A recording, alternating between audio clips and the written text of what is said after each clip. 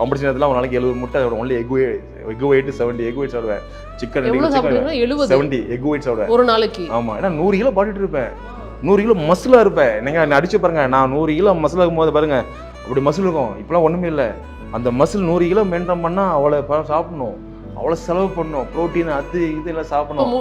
Egg white மட்டுமே 70 egg white சாப்பிடுவீங்க அப்படின்னா அப்போ வேற என்னென்னலாம் எடுத்துக்கிறீங்க? Chicken 2 kilo, papaya, pineapple, fruits அது இது சாப்பிடுவேன் ஒரு நாளைக்கு. ஏன்னா 100 கிலோ பாடி வெயிட் மெயின்டைன் பண்ணேன்.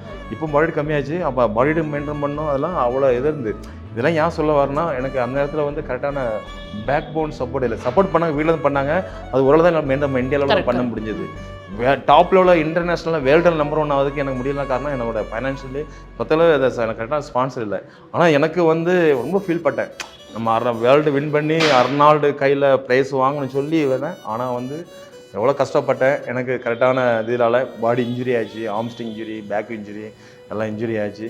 இருந்தாலும் கடல் பண்ணேன். ஆனால் எனக்கு லாஸ்ட்டில் எனக்கு ஏஷியா கூட மெடல் பண்ண முடியல, யூனிவர்ஸோட மெடல் பண்ண முடியல. ரொம்ப வருத்தமாக இருந்தது. நான் கரெக்டாக அந்த நேஷனல் ஃபார்ம் வந்தால் கூட நேஷனல் வேர்ல்டு மெடல் பண்ணியிருப்பேன். எனக்கு அதுக்கப்புறம் எனக்கு பண்ண முடியல. ஆனால் நான் என்ன ஆசைப்பட்டேன், கடவுளே நான் தலைவர்கிட்ட நேரில் பார்க்கணும், அவர்கிட்ட ப்ரைஸ் வாங்கணும் ஆசைப்பட்டு ரொம்ப ஹார்ட் ஒர்க் பண்ணேன்.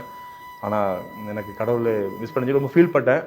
ஆனால் நான் பட்ட உண்மையான கஷ்டம் அதெல்லாம் வந்து எல்லாமே அந்த படம் மூலிமா பாருங்கள். அர்னால்டு எங்கே இருக்கார்? அமெரிக்காவில் இருக்கார், யூஎஸ்சியில் இருக்கார்.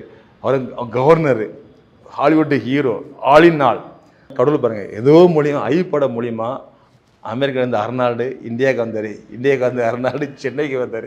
சென்னைக்கு வந்து அந்த ஸ்டேடியத்தில் வந்து அதுதான் திருப்பி சொல்கிறேன். அவர் நடந்து வந்து இல்லைங்க, நான் வந்து அவர் முன்னால் ஷோ பண்ணுறதே பெரிய விஷயம்.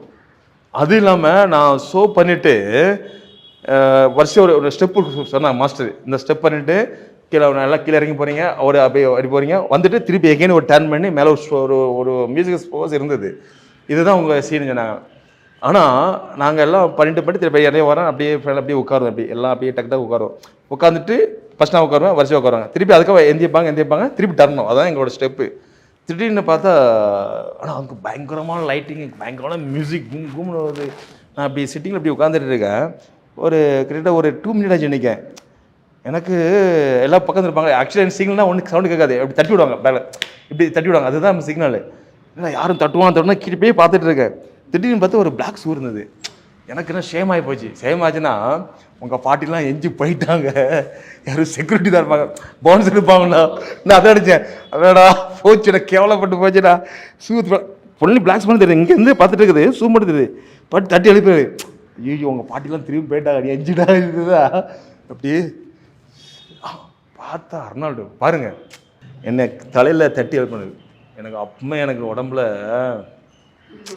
எனக்கு வாழ்க்கையில் மறக்க முடியாத ஒரு சம்பவம்.